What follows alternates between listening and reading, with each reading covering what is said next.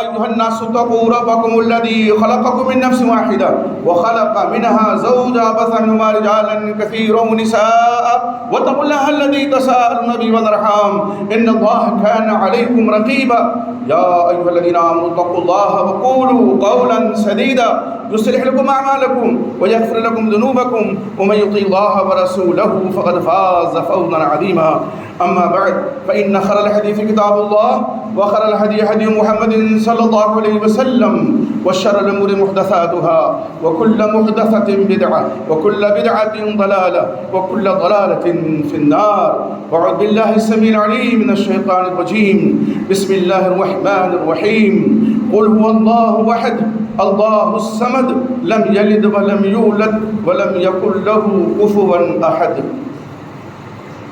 اللہ رب العزت کی تعریف و توصیف اور امام الانبیاء سید الاولین والآخرین امام اعظم محمد رسول اللہ صلی اللہ علیہ وسلم پر بے شمار درود و سلام کے بعد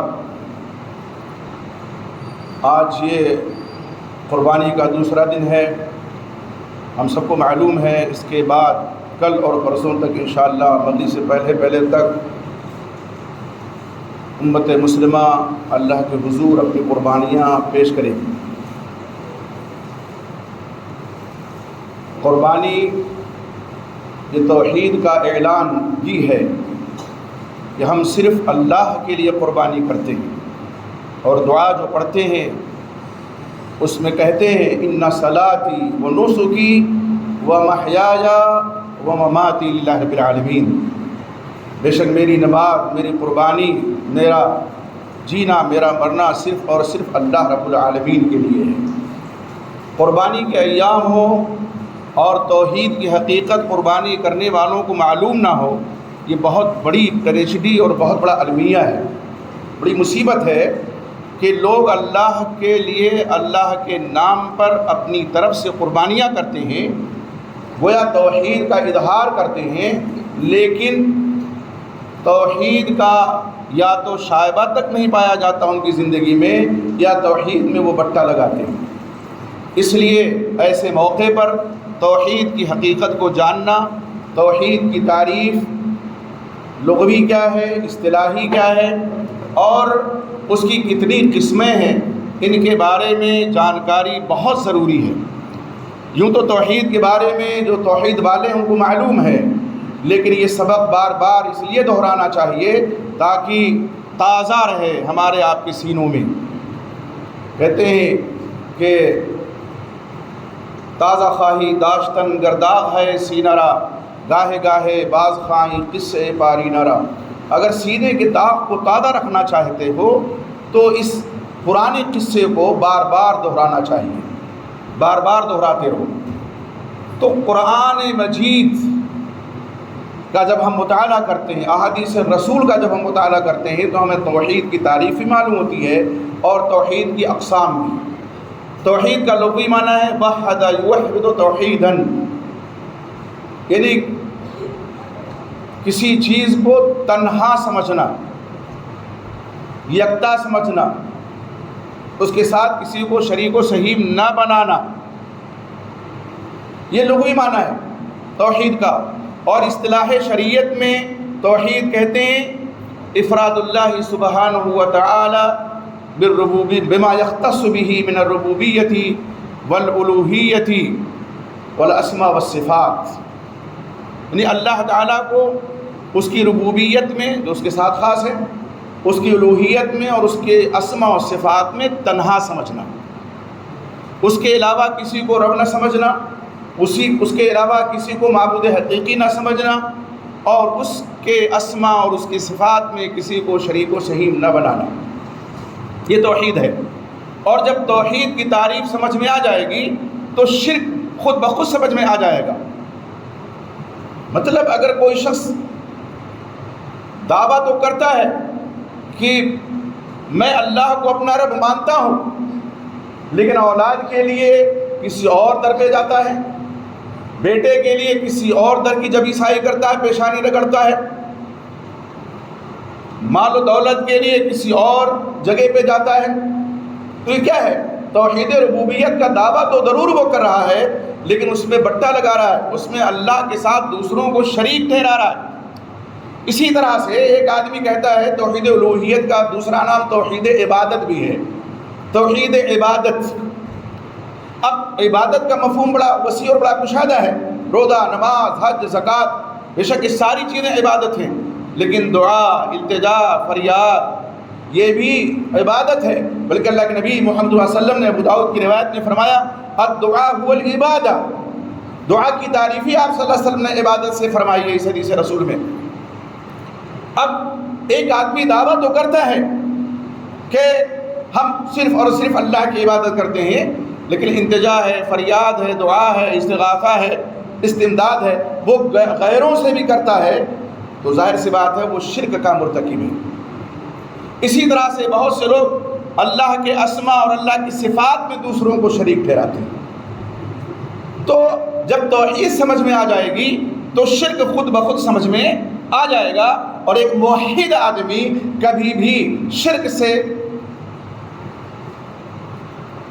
بیزاری کا اعلان ایسا نہیں ہو سکتا ہے کہ نہ کرے، ہمیشہ کرتا رہے گا، اپنے اعتقاد کے ذریعہ سے، اپنے اعمال کے ذریعہ سے، اپنی نشست و برخاست کے ذریعہ سے، اپنے ہر عمل سے وہ شرک سے بیزاری کا اظہار اور اعلان کرتا رہے گا اور توحید کی پاسداری کرتا رہے گا۔ آپ دیکھیں کتنے آج دنیا میں ایسے لوگ ہیں جو توحید کے دعوے دار ہیں لیکن شرک میں لت پت ہیں، مدعی توحید کے اور شرک سے یہ ساز باز۔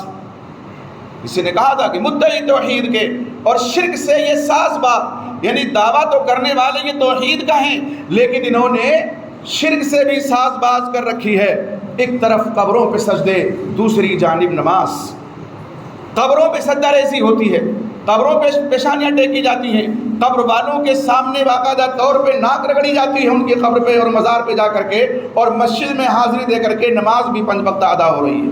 تو ایک طرف قبروں پہ سجدے، دوسری جانب نماز، التجا، فریاد، استمداد غیر اللہ سے۔ التجا کرنا ہے تو غیر اللہ سے کر رہے ہیں، فریاد کرنا ہے تو غیر اللہ سے کر رہے ہیں، استمداد کرنا ہے، مدد طلب کرنی ہے تو غیر اللہ سے کر رہے ہیں۔ کہتے ہیں یا شیخ عبد القادر جیلانی شہن للہ، یا غوث المدد، یا علی المدد۔ یہ کیا ہے؟ یہ استمداد غیر اللہ ہے، یہ غیر اللہ سے یہ فریاد ہے، ظاہر یہ شرک ہے، اس میں کوئی دو رائے نہیں ہے۔ تو کیا کہتا شاید کہ التجا، فریاد، استمداد غیر اللہ سے یہ نہیں ہے شرک، تو پھر شرک کس کا نام ہے؟ اگر یہ شرک نہیں ہے تو شرک کس چڑیا کو کہتے ہیں؟ یہی تو شرک ہے کہ غیر اللہ سے التجا کیا جائے، غیر اللہ سے دعا کی جائے، غیر اللہ سے استمداد کی جائے، غیر اللہ کو غوث مانا جائے، یہی تو شرک ہے۔ کب تک یہ کھیل دنیا کو دکھایا جائے گا؟ مضحکہ توحید کا کب تک اڑایا جائے گا؟ یہ کھیل ہے، یہ تماشا ہے کہ ایک طرف مسجد میں آ کر کے نماز پڑھتے ہو اور دوسری جانب مزاروں پہ جا کر کے سجدہ ریزیاں کرتے ہو۔ وہ پیشانی جو اللہ نے تمہارے جسم میں سب سے بلند مقام پہ رکھی ہے تاکہ تم بلند ذات کے سامنے اس کو ٹیکو اور سجدہ ریزی کرو، لیکن جا کر کے کہاں کرتے ہو؟ مزاروں پہ، آستانوں پہ، غیر اللہ کے در پہ۔ تو یہ شرک اگر نہیں ہے تو شرک کس چڑیا کا نام ہے؟ اس لیے میرے بھائی، یہ جو کہہ لیجئے امام الموحدین کی یاد ہم تازہ کر رہے ہیں اور شرک سے ساز باز کر کے بیٹھے ہوں، توحید سے بیزاری کا اعلان کرنے لگیں اور قربانیاں صرف علامتی طور پر ہم کرنے لگیں، جانور ذبح کرتے وقت اللہ کا نام لیں، لیکن یہاں دل پورا کا پورا صنم کدا بنا ہوا ہو، تو اللہ رب العزت کو ایسی قربانیوں کی کوئی ضرورت نہیں ہے۔ توحید کی 3 قسمیں دیکھیں، توحید کی 3 قسمیں یہ قرآن سے ثابت ہیں، نصوص وحی سے علماء کرام نے توحید کی 3 قسموں کا استخراج کیا ہے، نکالا ہے کہ توحید کی 3 قسمیں ہیں۔ بلکہ سورہ مریم کی ایک آیت میں 3 قسموں کا ذکر ہے۔ اللہ تعالیٰ فرماتے ہیں رب السماوات والارض وما بینہما فاعبدہ واستبر لعبادتہ هل تعلم له سمیا۔ رب السماوات والارض، اللہ آسمانوں اور زمین کا رب ہے، یہ توحید ربوبیت ہے۔ توحید ربوبیت مطلب اللہ ہی کو خالق مانا جائے، رازق مانا جائے، مدبر مانا جائے، اور ان تمام چیزوں میں اللہ کا کسی کو شریک نہ بنایا جائے۔ کفار مکہ کسی نہ کسی طرح سے ربوبیت کے دعوے دار تھے اور قائل تھے۔ قرآن میں اللہ تعالیٰ فرماتے ہیں وَلَئِن سَأَلْتَهُمْ، اگر آپ ان سے پوچھیں من خلق السماوات والارض، آسمانوں اور زمینوں کا خالق کون ہے، لَيَقُولُونَ اللَّهُ، تو یہ ضرور کہیں گے کہ اللہ۔ یہ جو ان کا اعتقاد تھا کفار اور مشرکین مکہ کو، اللہ تعالیٰ نے اسی اقرار کو، اسی عقیدے کو توحید عبودیت یا توحید الوہیت کے لیے دلیل کے طور پر پیش کیا کہ جب خالق تمہارا اللہ، رازق تمہارا اللہ، مدبر تمہارا اللہ، تو عبادت کا مستحق بھی صرف اور صرف اللہ رب العزت ہے اور اسی کی عبادت ہونی چاہیے۔ یہی توحید عبادت ہے، یہی توحید الوہیت ہے۔ تو فرمایا رب السماوات والارض ما بینہما، آسمان و زمینوں کا اور جو کچھ آسمان و زمینوں کے درمیان ہے ان کا رب کون ہے؟ اللہ تعالیٰ ہے۔ فَاعْبُدْهُ، اللہ فرماتے ہیں تو اس کی عبادت کرو۔ یہ توحید عبودیت یا توحید الوہیت ہے۔ وَاسْتَبِرْ لِعِبَادَتِهِ، اس کی عبادت پہ جم جاؤ۔ وَاسْتَبِرْ لِعِبَادَتِهِ، توحید الوہیت دوسری قسم توحید کی، جس کو توحید عبودیت بھی کہتے ہیں، توحید عبادت بھی کہتے ہیں۔ هَلْ تَعْلَمُ لَهُ سَمِيًّا، کیا تم اس کا ہم نام، ہم پلہ جانتے ہو کسی کو؟ اس کا کوئی ہم نام نہیں، اس کا کوئی ہم پلہ نہیں۔ یہ توحید اسماء و صفات ہے۔ تو ایک آیت جو سورہ مریم کی ہے اس میں توحید کی تینوں قسموں کا ذکر ہے، اور جس سورہ کو ہم سورہ اخلاص کہتے ہیں اس میں بھی تینوں قسمیں موجود ہیں۔ اللہ رب العزت نے اس سورہ کو اپنی طرف منسوب کیا۔ اللہ کے نبی محمد رسول اللہ صلی اللہ علیہ وسلم اس سورہ کی اہمیت کی وجہ سے سورہ الکافرون اور سورۃ الاخلاص، جس کو ہم قل واللہ احد کے نام سے جانتے ہیں، آپ فجر کی سنت میں ان دو سورتوں کو سورہ فاتحہ کے بعد پڑھتے تھے۔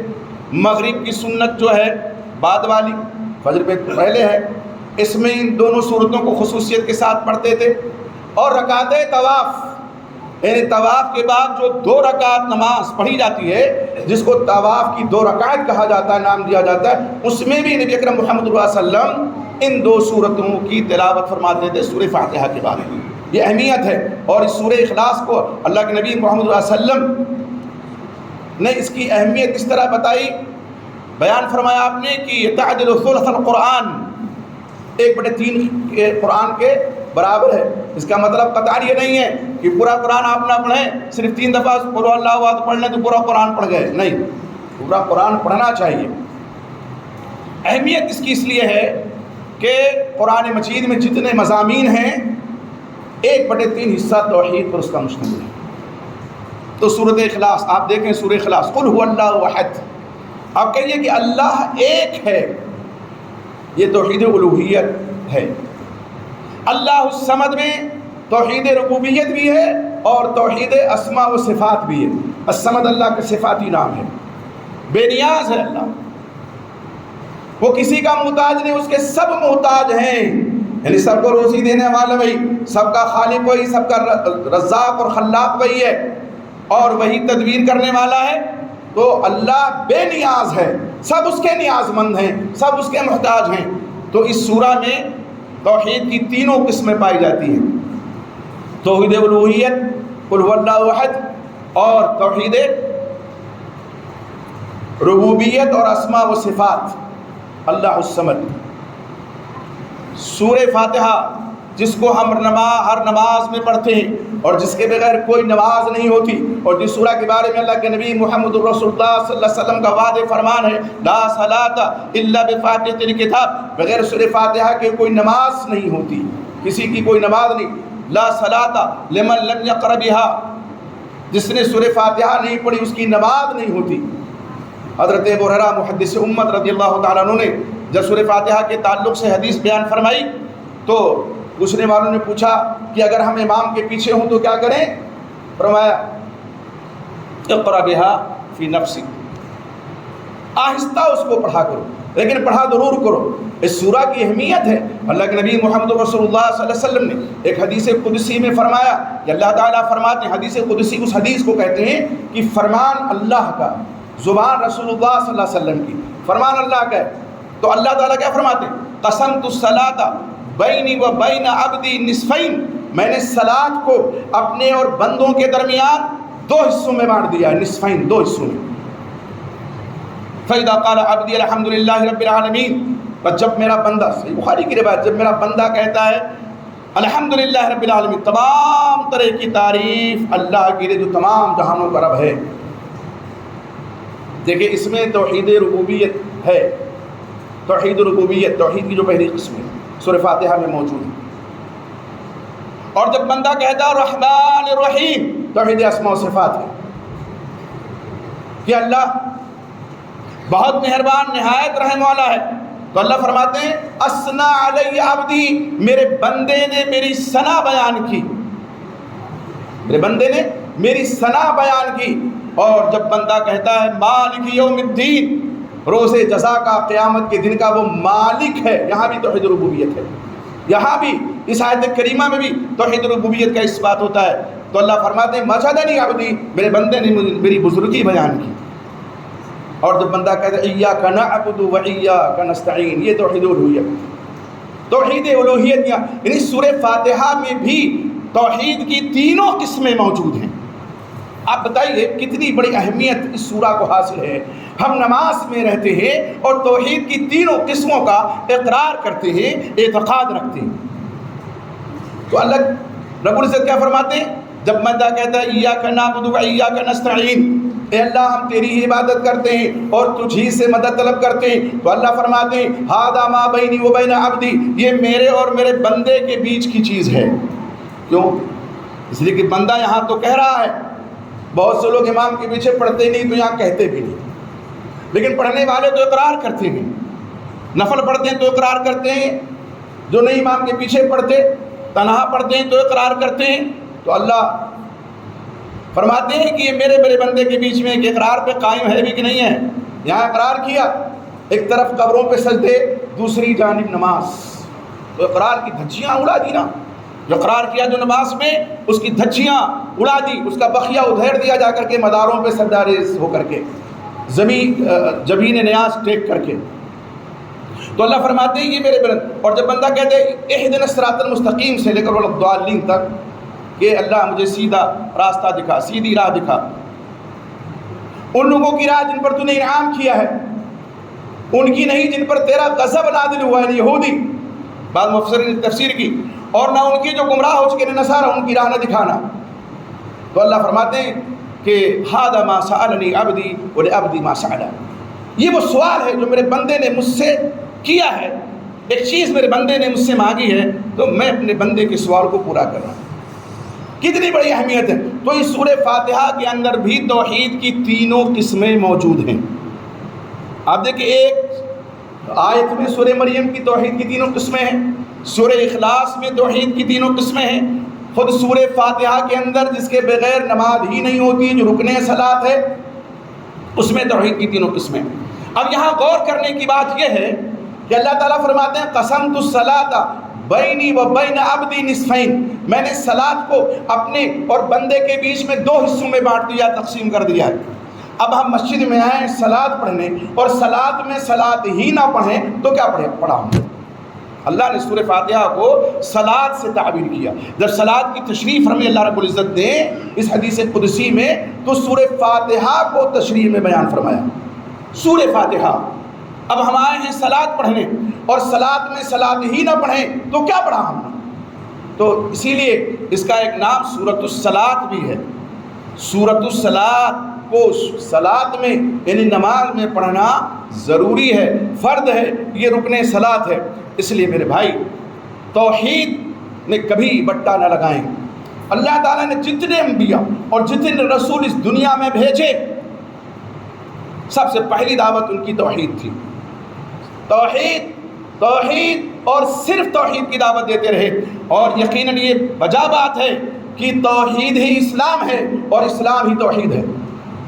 ایک آدمی کہے کہ میں اسلام والا ہوں اور توحید پہ کاربند نہ رہے گا، اسلام والا ہے۔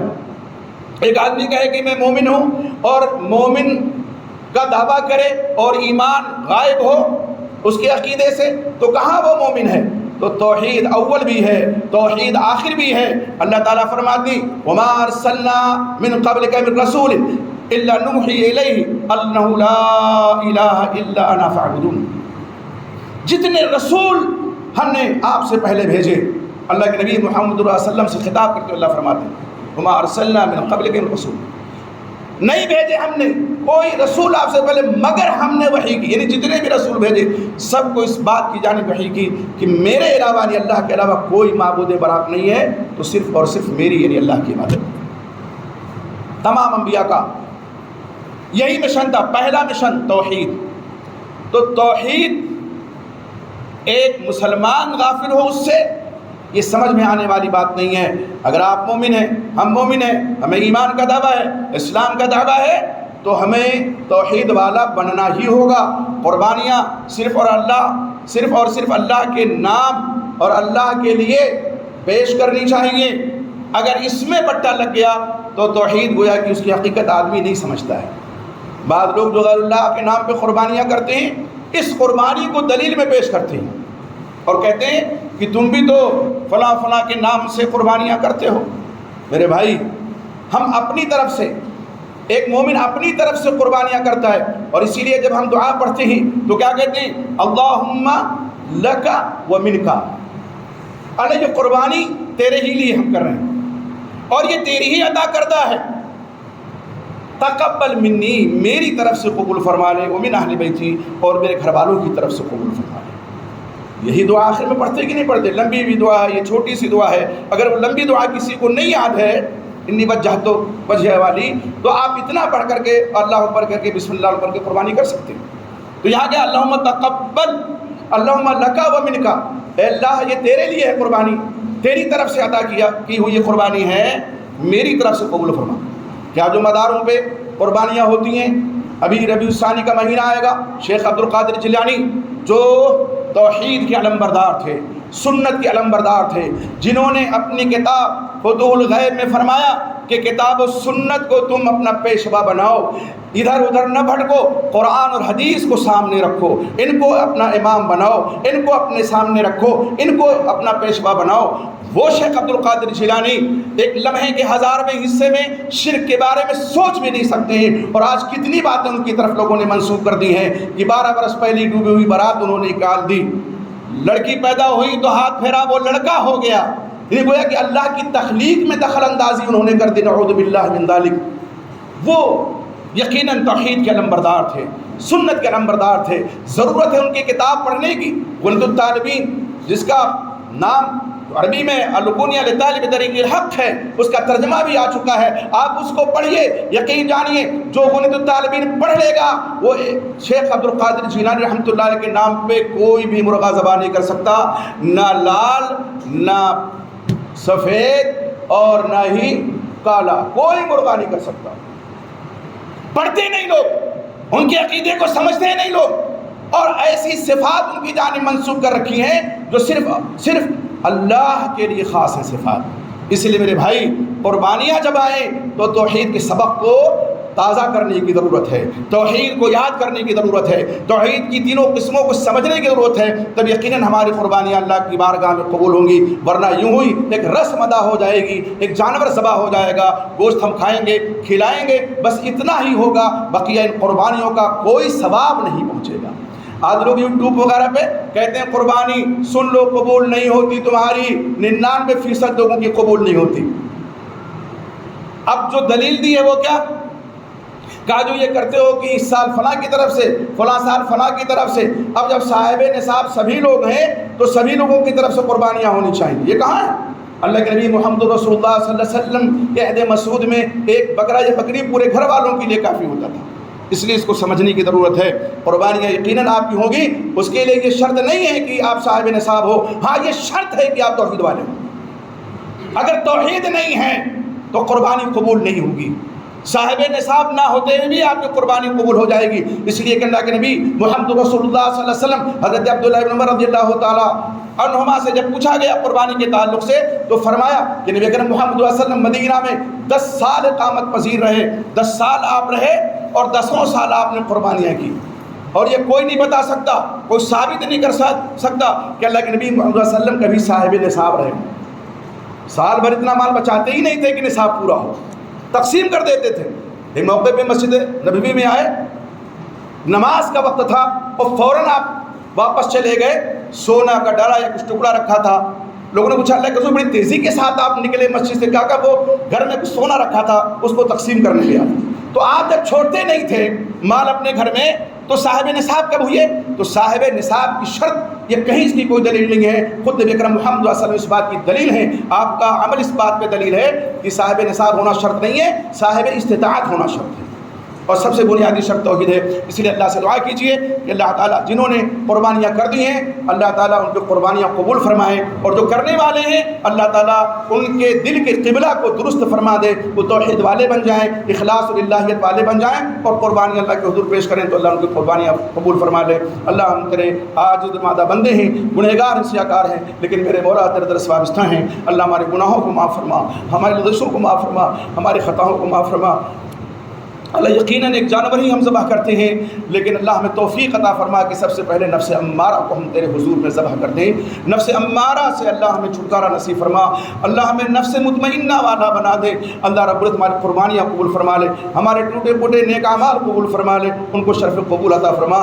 اللہ جب تک اس دنیا میں ہم زندہ ہیں توحید پہ قائم رہیں، توحید پہ دائم رہیں، اور اس دنیا سے جانے لگیں تو توحید پہ ہمارا خاتمہ ہو، ہم سب کا خاتمہ ہو، اور ہم سب کے لبوں پہ اشہد ان لا الہ الا اللہ واشہد ان محمدا عبدہ ورسولہ المجاری ہو۔ اللہ رب العزت ہم جو لوگ بیماروں کو شفا عطا فرما، ہمارے بھائی جو قرضدار ہیں اللہ کوئی آسان سی سبیل پیدا فرما دے، ان کا قرض دور ہو جائے۔ اللہ ہمارے مسلمان بھائی جو دنیا کی کسی خطے میں پریشان حال ہیں اللہ کی پریشانی کو دور فرما دے۔ اللہ رب العزت ہم میں جو مومن مرد مومنہ خواتین جن کی وفات ہو چکی ہے اللہ ان کی بال بال فرما۔ اللہ میں جن کے والدین والدین سے کوئی جو حیات اللہ توفیق عطا فرما، ان کی خدمت کر کے تیرے رضا حاصل کر دے۔ اللہ میں جن کے والدین یا والدین سے کوئی ایک وفات پا چکے ہیں اللہ رب العزت ان کے گناہوں کو معاف فرما، اللہ ان کی بخشش فرما، اللہ جنت فردوس میں انہیں اعلیٰ مقام عطا فرما۔ اللہ رب العزت یہ وطن ہمارا